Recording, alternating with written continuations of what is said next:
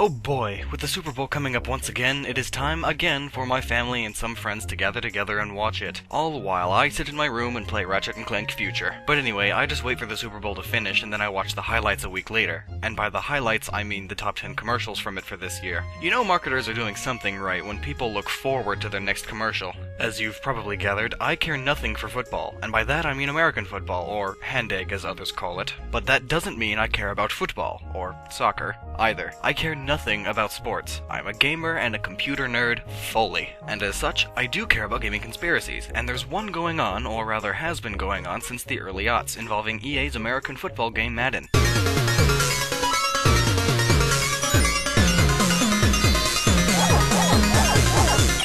Gnoggin. It's called the Madden Curse, and it states that whoever gets their picture put on the next cover of the most recent Madden game will suffer a high-impact, devastating injury that year, or at least suddenly have really bad luck. It's a load of superstitious crap, though, and football players and mega fans are some of the most superstitious people out there. But for the sake of an easy video and the Super Bowl coming up, let's take a look at it, shall we? It all started in 1999 when John Madden's ever-increasing body mass was no longer being featured on all the covers. At least not for the European release. Madden was released in Europe? The cover featured San Francisco 49ers running back Garrison Hurst, chosen because he was breaking records left and right. He was an amazing player, and had a destined spot in the Football Hall of Fame. But shortly after the release of the game, he broke his ankle. And it wasn't just a minor break that football players get all the time, it was a major break that put him out for 2 whole seasons, and when he finally returned, he was no longer his amazing football playing self. He was just average. Well, average for the NFL. At the turn of the millennia, EA decided to stick with the idea of featuring players on the cover, and for the North American version too. This time it was the Detroit Lions' own Barry Sanders, again because he was an amazing player in the year prior. Just before the football season began, he suddenly and mysteriously decided to retire, stating he would never play football again. This was also around the time when the game was still being distributed, so EA changed the cover for later made copies of the game, this time with the Green Bay Packers running back Dorsey Levens, their best player who helped them get into the Super Bowl for the last 2 years. But then shortly after the game's release, he injured his knee bad and had to stop playing, this time for good.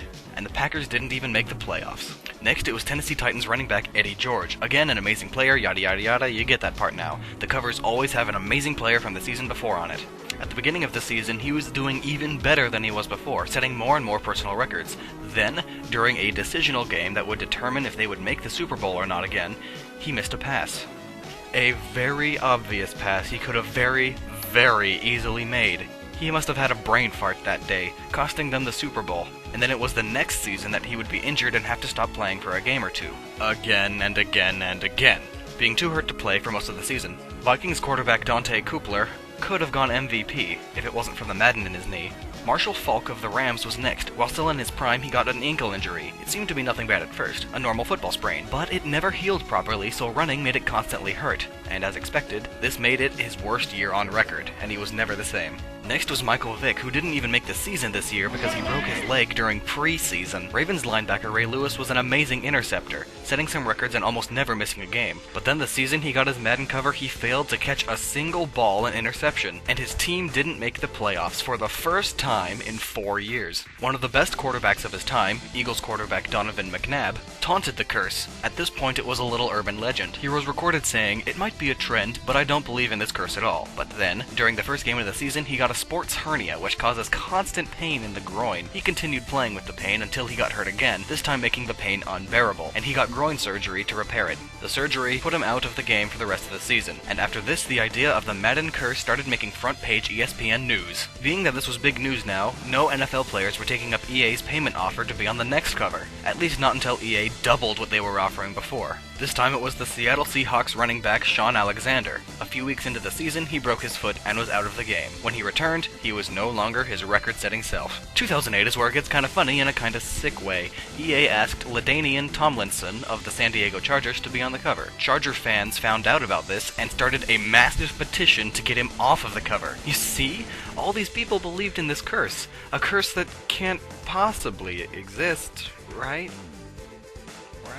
Sure enough, after this, LaDainian told EA not to put him on the cover. EA then used Tennessee Titans quarterback Vince Young, who, only after a few games, got his very first injury in football ever, including middle, high, and college level. It wasn't too bad of an injury on his quadriceps, but enough to put him out for a few games. But eventually he did get a season-ending knee injury, and then lost his job to another player. EA's Madden team at this point must have started believing in the curse at this point, because their next cover they chose a player who announced his full-on retirement the year prior, Brett Favre. But as fate would have it, he changed his mind and was now playing for the Jets. And sure enough, he tore a bicep and had to retire for real this time. So choosing a retired player didn't work. EA then tried putting two players on the cover. Surely they wouldn't both be injured. It was the Arizona Cardinals wide receiver, Larry Fitzgerald, and Pittsburgh Steelers safety, Troy Polamalu. First game of the season, Troy sprained his knee and had to sit out a few games, only to come back and tear a ligament in his knee, putting him out the rest of the season. But what about Larry? All seemed well, had an amazing season, all the way up to the playoffs where he then had a bad rib injury and had to stop for the rest of the season and postseason. Then finally, 2011 came around and Drew Brees of the Saints wasn't injured badly at all the whole season. Could the curse finally have been lifted?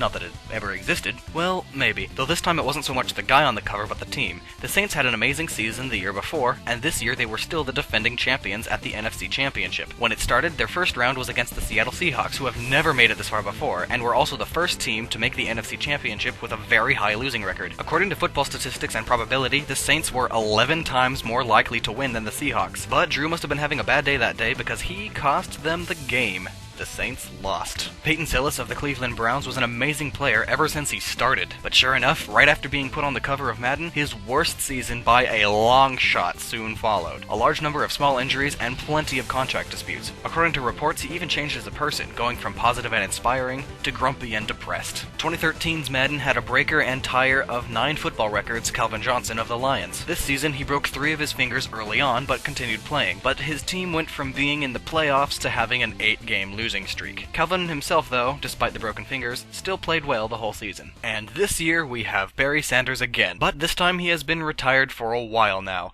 and he's not coming back. Perhaps this is EA's attempt to break the curse once and for all, but just you wait. Barry Sanders is going to go to a football game in the audience, a kickoff is going to happen, a terrible kickoff, and the ball's going to hit him right in the face.